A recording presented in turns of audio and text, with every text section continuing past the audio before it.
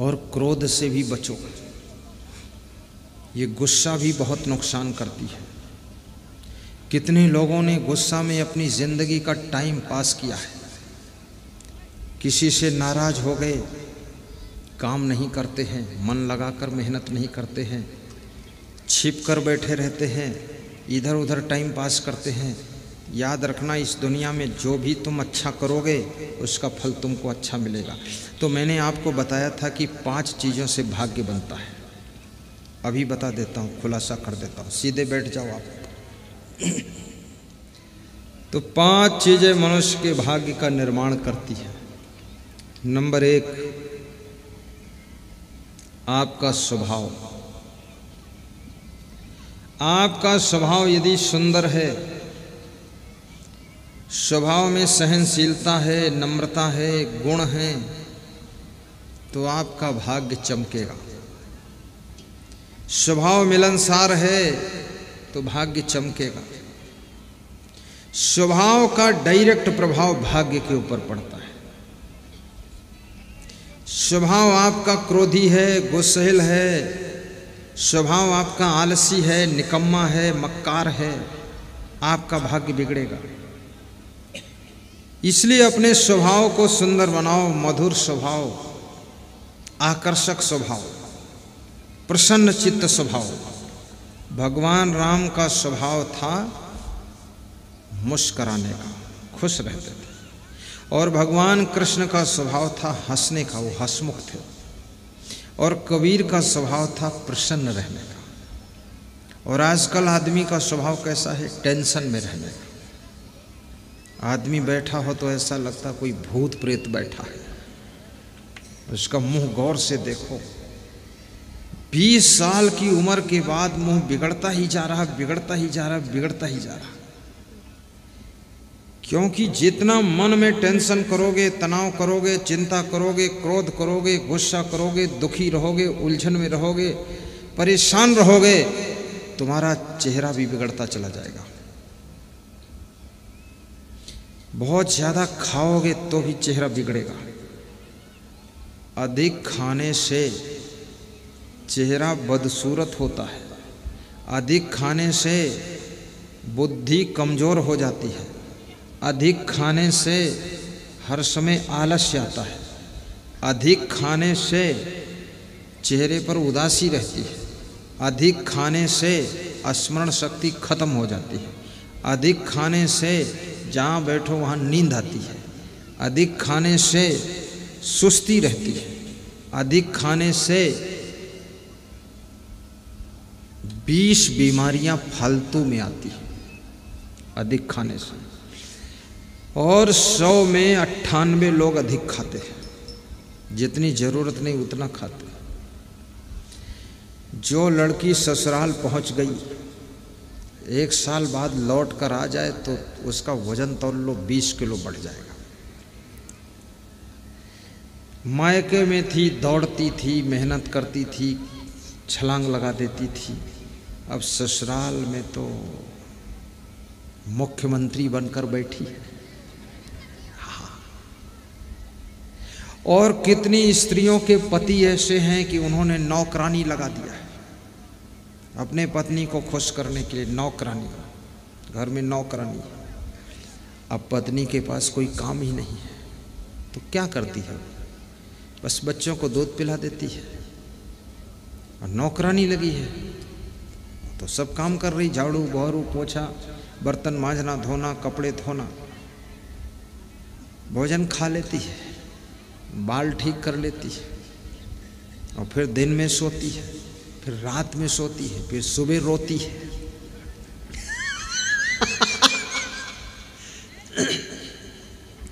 हर समय बीमार रहती है। कहती यहाँ दर्द, वहाँ दर्द, घुटनों में दर्द, कमर में दर्द, सिर में दर्द, बाल बाल में दर्द, रग रग में दर्द, नस नस में दर्द, दर्द मोरे नस नस में। ऐसा वैद्य ढूंढो, दवा दे दे, दर्द होगी ही दर्द। इस शरीर से अगर व्यायाम नहीं करोगे, मेहनत नहीं करोगे, गर्म पानी से यदि स्नान करोगे तो आपके शरीर में रग रग में दर्द होगा, नस नस में दर्द होगा, और उसी दर्द में तुम मरोगे। कभी दर्द दूर नहीं होगा और याद रखना, अगर गर्म पानी से स्नान नहीं करोगे और व्यायाम करोगे, मेहनत करोगे, पसीना निकालोगे तो आपके सैकड़ों रोग अपने आप भाग जाएंगे, स्वस्थ हो। और भोजन थोड़ा खाइए, कम खाइए। पूड़ी हो 1 पूड़ी खा लो। कितने लोगों को पूड़ी मिल जाए तो 20 पूड़ी समेट देते हैं। बनाने वाले भी सोचते हैं कि पानी भी पिएगा कि नहीं है। रसोई में आइटम खत्म हो गया पर उनका खाना खत्म ही नहीं, चालू है। अरे इज्जत तो बचने दो अंदर वालों की, निकलो, हटाओ अब रहने। तो नंबर 1 स्वभाव को ठीक करना है। नंबर 2 वाणी। वाणी माने बोलना, बोलना सीखना है।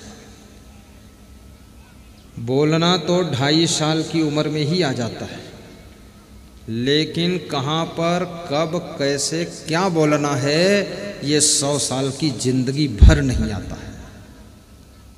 कब, कहाँ, क्या बोलना है, ये तो आदमी को 100 साल की जिंदगी में नहीं आ पाता है, लेकिन बोलना 2.5 साल की उम्र में, 3 साल की उम्र में आ जाता है। बच्चा बोलने लगता है।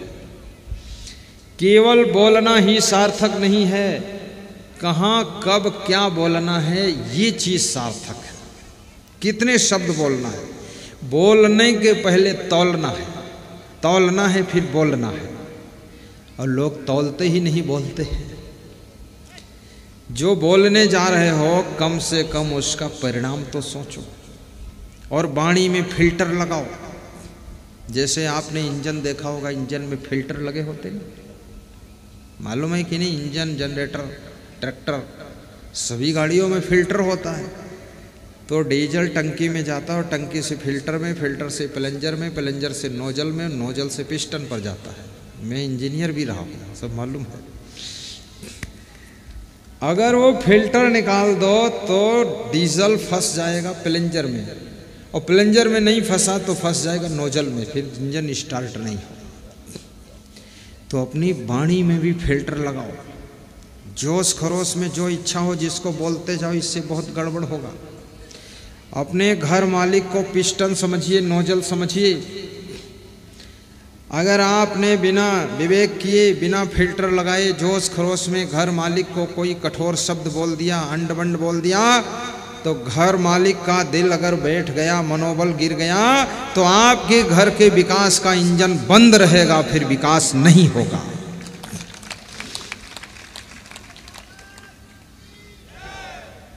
इसलिए उसके विकास के लिए फिल्टर में जैसे तेल छान कर आगे भेजा जाता है, ऐसे अपनी वाणी को छान लीजिए। जोश में मत बोलिए। केवल मेहनत करने से विकास नहीं होगा। बुद्धिमान व्यक्ति जब तक आपकी टीम के अंदर नहीं होगा तब तक आप आगे नहीं बढ़ सकते। बुद्धिमान की जरूरत है, और बुद्धिमान को पचाना बुद्धुओं को बहुत कठिन होता है। जितना बुद्धू होगा वो बुद्धिमान से भी ईर्ष्या करेगा, द्वेष करेगा। आप बुद्धिमान आदमी को अगर आश्रम में, तुम्हारे जो बुद्धिमान व्यक्ति है उसके मनोबल को बढ़ाने के लिए फिल्टर लगाकर वाणी तुमने बोला है तो आश्रम का विकास होगा।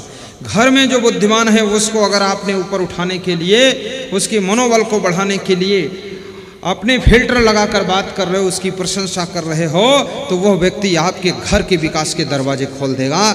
इसलिए हेड आदमी जो है उस आदमी को चोटदार शब्द नहीं बोलना चाहिए। वाणी संभल कर बोलना आ जाए तो आपका भाग्य उदय हो जाएगा, आपकी किस्मत उदय हो जाएगी।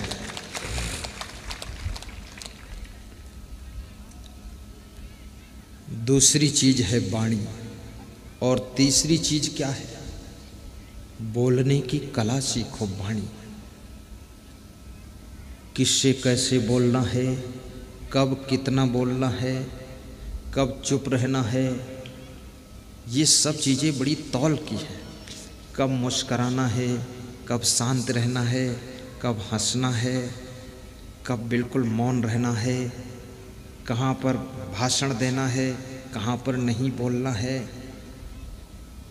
जैसे अभी व्यास गादी पर आकर के कोई आधा घंटे भाषण शुरू कर दे तो ये पब्लिक सब भाग जाएगी, क्योंकि यहाँ लोग लक्ष्य बनाकर आए हैं कि सत्संग सुनना है। लोग आए थे बाजार में टमाटर खरीदने, तुम भाटा बेच रहे हो, कौन लेगा भाटा? तो उनकी मानसिकता को भी पढ़िए कि लोग हमारी बात को कितना सुनना चाहते हैं। जितना सुनना चाहते उतना ही सुनाओगे तो तुम धन्यवाद पाओगे, और उससे ज़्यादा सुनाओगे तो वाद विवाद पाओगे, और जितना सुनना चाहते उससे कम सुनाओगे तो आशीर्वाद पाओगे, और बहुत बोलते रहोगे तो पागलपन की उपाधि पाओगे। लोग कहेंगे पागल है, माइंड क्रेक है, अगर माइक पकड़ लिया तो छोड़ेगा नहीं। बोलने में कला है, पति से कैसे बोलना है। मैं एक सेठ के घर निवास था, तो सेठ का लड़का आया और सेठ के लड़के से पूछा,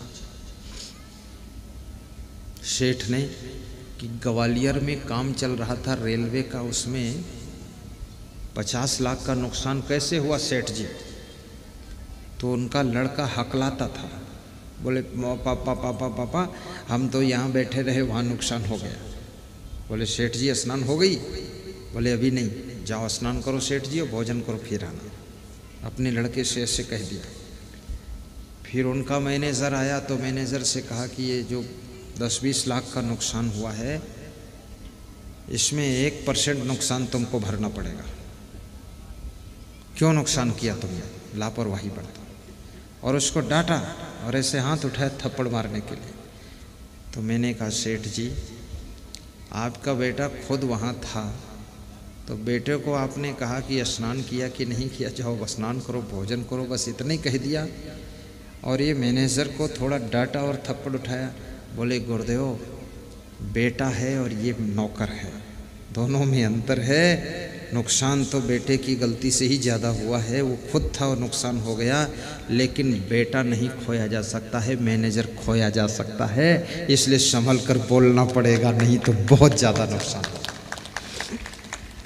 बेटे से कैसे बोलना है, बाप से कैसे बोलना है, माँ से कैसे बात करनी है, माँ के सामने कैसे बैठना है, वाइफ से कैसे बात करनी, वाइफ के सामने कैसे बैठना है, कैसे रहना है, ये सब सीखो। कितने लोग पति बन गए, उनको बैठने उठने का भी पता नहीं है, और पति बन गए। और पति बनने में कोई डिग्री लगती ही नहीं है। कितना बेवकूफ़ आदमी हो, बहुत जल्दी पति बन जाएगा। पति पत्नी गृहस्थों की कोई ट्रेनिंग सेंटर है ही नहीं, बिना ट्रेनिंग के सब गृहस्थ बन जाते, इसीलिए तो इसमें उलझन ज़्यादा है। ट्रेनिंग लो पहले कि पति का धर्म क्या है, पति का कर्तव्य क्या है, पति को कैसे होना चाहिए, पत्नी को कैसे होना चाहिए, पत्नी का धर्म व्यवहार क्या है, पति के प्रति उसका कर्तव्य क्या है। ये सारी चीज़ें सीख करके जब गृहस्थी में प्रवेश करोगे, तब आपको गृहस्थी इतनी उलझन नहीं बनेगी जितनी उलझन लोगों ने बना रखा है। पति की मर्यादा भी रखो, पत्नी का आदर भी रखो, अपने सीमा में रहो, मर्यादा में रहो, पत्नी का भी महत्व समझो। अकेले पति से गृहस्थी नहीं चलती है, साथ में पत्नी का भी सहयोग होता है। दोनों मिलजुल करके रहो, दोनों एक ही गीत गाओ, अलग अलग गाना मत गाओ।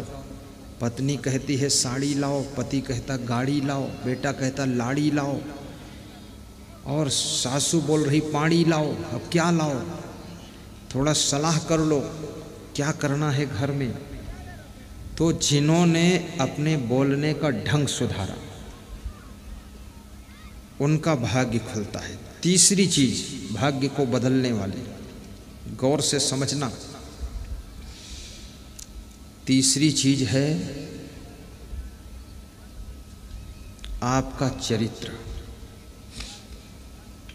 चरित्र यदि आपका अच्छा है तो आप किसी फील्ड में हो आगे बढ़ो। बेदाग चरित्र होना चाहिए, आपके चरित्र के ऊपर दाग न लगने पाए, संभाल कर रखो।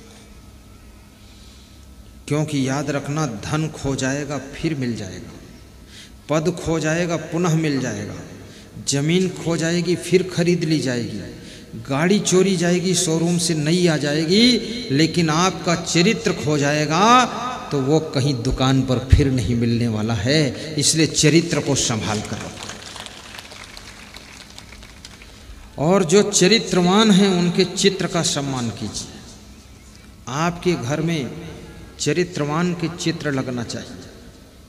आजकल लोगों के घरों में चरित्रहीन लोगों के चित्र लगे हैं, हीरो हीरोइन के चित्र हैं, जो पूरा चरित्र का कोई ठिकाना ही नहीं है। वीरों के चित्र लगाओ, हीरो के नहीं, वीरों। महारानी लक्ष्मीबाई का चित्र लगाओ, महाराणा प्रताप का चित्र लगाओ, देशभक्तों का चित्र अपने घर में लगाइए। चंद्रशेखर आज़ाद का चित्र लगाइए, भगत सिंह का लगाइए, बटुकेश्वर दत्त का लगाइए। और चित्र लगाना है तो महान संतों का चित्र लगाइए, अपने माँ बाप का चित्र लगाइए, अपने पति का लगाइए, अपनी पत्नी का लगाइए।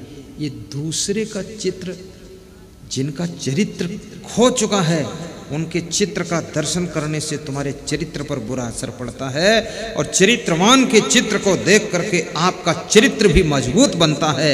इसलिए चरित्रवान का चित्र लगाकर उसकी पूजा करना चाहिए।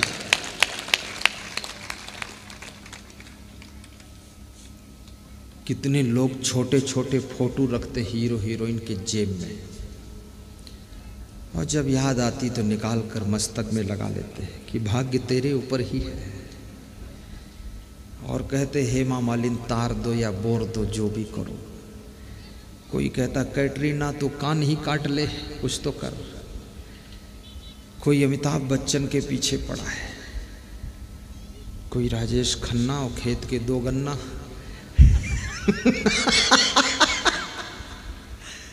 क्या लफड़ा लोग बना रखे।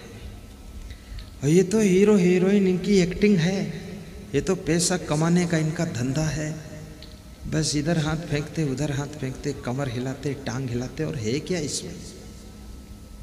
कुछ भी नहीं है, कुछ भी नहीं है। ये कोई साथ देने वाले नहीं है। जिंदगी आपको अपनी ताकत से जीना पड़ेगा और आपको अपने भाग्य को ही भोगना पड़ेगा। इसलिए इनके चक्कर में पड़ करके अपने चरित्र को बर्बाद मत कीजिए। आप चरित्रवान बनिए। आपके पास में न जाने कितने हीरो हीरोइन नतमस्तक करने आ जाएंगे, और वो भी शांति आपसे लेने के लिए आएंगे। बहुत से हीरो हीरोइन भी प्रवचन सुनते हैं, मेरे पास फोन भी आता है उनका, गुरुदेव मैं भी आपका प्रवचन सुनता हूँ। मैंने कहा तो आपकी एक्टिंग तो पूरी दुनिया देखती है और तुम मेरा प्रवचन सुनते हो? तो बोले दुनिया बेवकूफ़ है। तो हमने कहा तुम? बोले हम होशियार आदमी हैं, इसलिए प्रवचन सुनते हैं। उनको भी शांति चाहिए। सत्संग शांति देता है, प्रवचन शांति देता है, कथा व्यथा को दूर करती है, बाकी कोई तुम्हारी तकलीफ को दूर करने वाला नहीं है। तो तीसरी चीज है तुम्हारा चरित्र। चरित्र उत्तम होना चाहिए, चरित्र ईमानदारी का भी हो। और चौथी चीज देखना, बहुत अच्छी बात बताने, ये जितनी चीज़ें इनमें कोई पैसा खर्च नहीं होगा, फ्री में कंप्लीट होती है और इनसे सब कुछ मिलता। फिर पैसा भी मिलेगा, पद भी मिलेगा, सम्मान भी मिलेगा, आदर भी मिलेगा, सत्कार भी मिलेगा, नमस्कार भी मिलेगा, सब कुछ मिलेगा, दौलत भी मिलेगी, वैभव मिलेगा, सब चीज़ होगी आपके पास में, अधिकार होगा, पावर होगा। चौथी चीज़ है आपका कर्म। जो तुम सुबह से लेकर के शाम तक कर्म करते हो, वो कर्म सीधे जाकर के भाग्य बनता है। इसलिए अपने कर्मों पर भी ध्यान दीजिए कि हम कर्म क्या करते हैं। कुछ लोग तो समाज में ऐसे लोग हैं जो कर्म ही नहीं करते, निकम्मा टाइप के हैं, कुछ काम नहीं करते, तो उनका भाग्य भी रुक गया है। और कुछ लोग दुष्कर्म कर रहे हैं। सत्कर्म करोगे तो सौभाग्य का सूरज चमकेगा। सत्कर्म, सत्कर्म क्या है? परोपकार का कर्म कीजिए, सहयोग का कर्म कीजिए, अपने बिजनेस में मेहनत भी कीजिए, खेती बाड़ी में मेहनत कीजिए, राजनीति में मेहनत कीजिए। परिश्रम, परिश्रम में शर्म मत करो, परिश्रम करो। और याद रखना, काम के घंटे बढ़ाओ, आराम के घंटे घटाओ। कितने लोग तो काम के घंटे घटाते जा रहे हैं, आराम के घंटे बढ़ाते जा रहे हैं। काम करना ही नहीं चाहते, लेकिन लखनऊ की बर्फी खाना चाहते हैं। काम धेला भर नहीं, बर्फी लखनऊ की चाहिए। मेहनत करना नहीं चाहते हैं और भाग्योदय करना चाहते हैं। कुछ काम करो, कुछ काम करो, जग में रहकर कुछ नाम करो, आलसी मत बनो।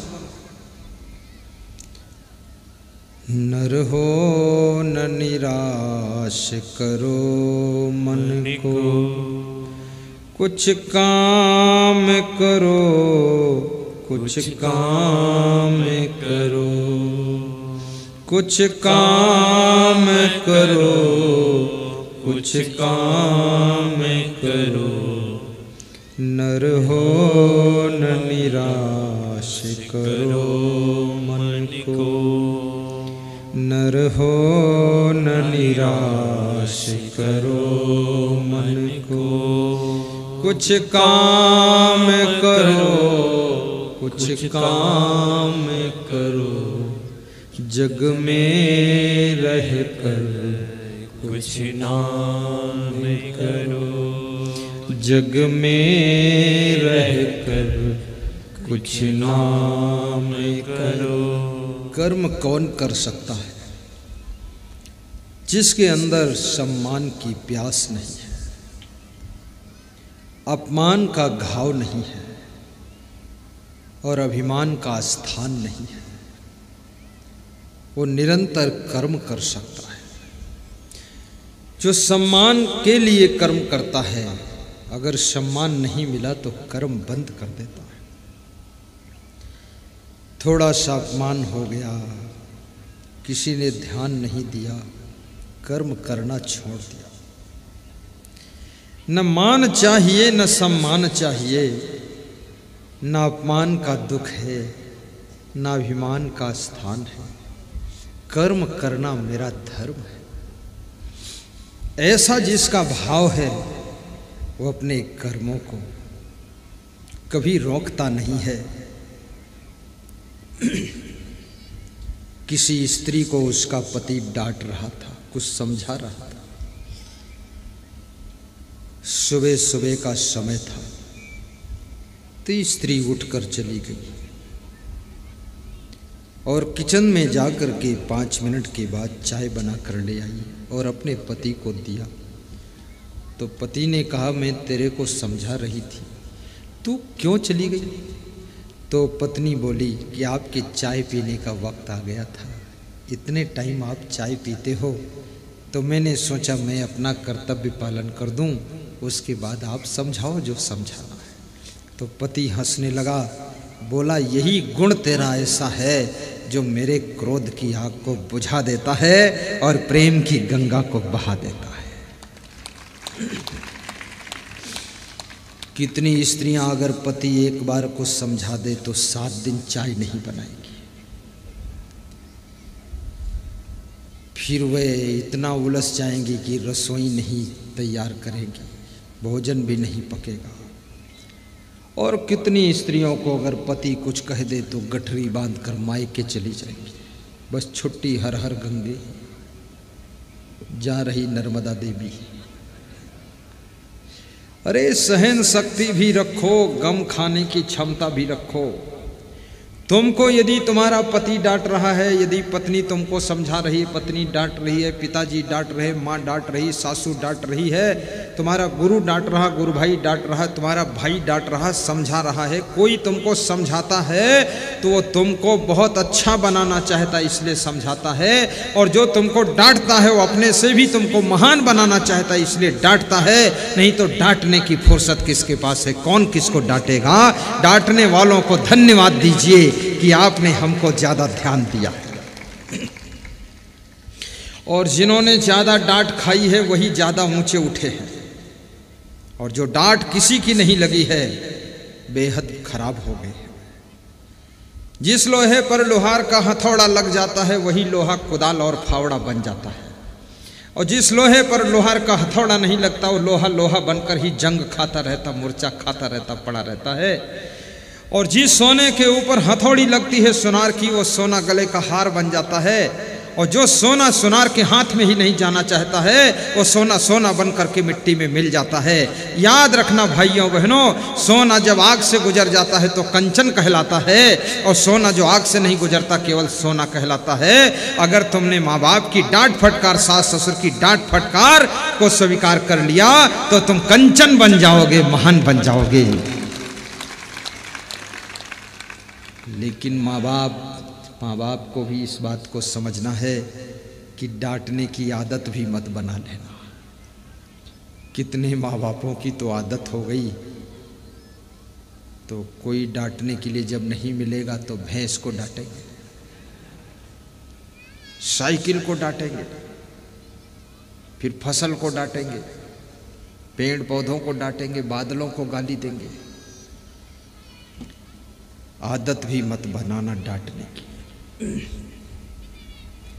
सुनार अनावश्यक हथौड़ी नहीं चलाता है सोना के ऊपर। लोहार बिना जरूरत के हथौड़ा नहीं मारता लोहा के ऊपर। इसलिए याद रखना, बहुत जरूरत हो तो अपनी डांट का हथौड़ा मारना, और जरूरत ना हो तो अपना हथौड़ा बस रखा रहना चाहिए, उसको चला मत देना, अन्यथा बना हुआ हार बेकार हो जाएगा अगर फिर भी चोट मार दिया आपने। और ये भी पहचान लेना कि आप जिनको चला रहे हो उसमें कई मॉडल के लोग होते हैं। कुछ तो ऐसे कलाराशि घोड़े होते हैं जो चाबुक दिखाना पड़ता है और मारना नहीं, अपने आप सही चाल में चलते हैं। और कुछ जो है गधे होते हैं तो उनके पीठ पे डंडा मारे बिना सही नहीं चलेंगे। कुछ भैंसा बुद्धि के हैं, चाबुक लगेगा तो उठेंगे। और कुछ गाय रूप है सीधे साधे, उनको कुछ मत कहना, ऐसे भी कमजोर है बेचारे, क्षमा कर देना। और कुछ ऐसे हैं जो मूढ़ बुद्धि के हैं, उनको भी बहुत डांटना बेकार है, और वो ज़्यादा अच्छे नहीं हो सकते। तुम सोचो उनको ठोंक ठाक के हम कुछ कलाकार बना दें, कुछ भी नहीं बना सकते। वो जैसे हैं वैसे पड़े रहने दो, जिंदगी जी लेने दो, अन्यथा जहर खाकर मर जाएंगे, खाम खा बर्बाद हो जाएंगे, जीने दो। तो किसको डांटना है, कब डांटना है, कितना डांटना है, किसको नहीं डांटना है, किसको नहीं बोलना है, किससे बात नहीं करनी है, इस बात का भी तालमेल बिठाइए और आंकड़ा भिड़ाइए। और उसके बाद कहते हैं ढोल बजाने के लिए आदमी को ताड़ना चाहिए। ताड़ना मतलब, ताड़ने का मतलब है अनुमान लगा लेना, समझ लेना। ताड़ने का अर्थ ये होता है कि ढोल कमजोर है कि मजबूत है। अगर ढोल में तुमने जोर से हाथ मार दिया ढोल फूट जाएगी, इसलिए ढोल को ताड़ लो, कितनी जोर से थपाक मारनी है, तभी ढोल से संगीत पैदा होगा, नहीं तो ढोल तो पोल हो जाएगी। ऐसे सारी दुनिया के लोग ढोल है, इसको ताड़ लो, कितनी चोट किस पे लगानी है, तब उसके द्वारा विकास का काम कर सकते हैं आप। पांचवी चीज मनुष्य के भाग्य को कौन उदय करता है, पांचवी चीज और बता देता हूं। एक और चीज है, चुपके से बता देता हूं, चार बातें तो बता दी आपको। एक तो स्वभाव, दूसरा चरित्र, तीसरी वाणी, चौथा कर्म, और पांचवा एक चीज और है। वो क्या है? वो क्या है? वो पांचवी चीज है आपको जो प्रकृति ने दिया है, फ्री में दिया है, पैसा नहीं लिया है। जो भी शक्ति दिया है, युक्ति दिया है, बुद्धि दिया है, जवानी दिया है, वो सब ताकत का सदुपयोग करना और पूरा पूरा यूज करना, उसको व्यर्थ न खोना, अनर्थ में न खर्च करना, उसको सही अर्थ में खर्च करना। इससे तुम्हारा भाग्य हीरा जैसा चमकेगा। जैसे आपको जवानी मिली, आपको वाणी मिली, आपको बुद्धि मिली, बुद्धि की शक्ति, जवानी की शक्ति, वाणी की शक्ति, ये सब आपको मिला है। इस शक्ति का सदुपयोग करना, सदुपयोग पूरा पूरा प्रयोग करना, निचोड़ के प्रयोग कर लेना। जो अपनी जवानी का सही उपयोग करता है वो राम बन जाता है, जो जवानी का दुरुपयोग करता है वो रावण बन जाता है। जो जवानी का सही प्रयोग करता है वो मीराबाई और शिवरी माता कहलाती है, सीता जी कहलाती है। और जो सही सदुपयोग नहीं करता है, दुरुपयोग करता है जवानी का, वही शूर्पणखा कहलाता है, वही शूर्पणखा कहलाती है।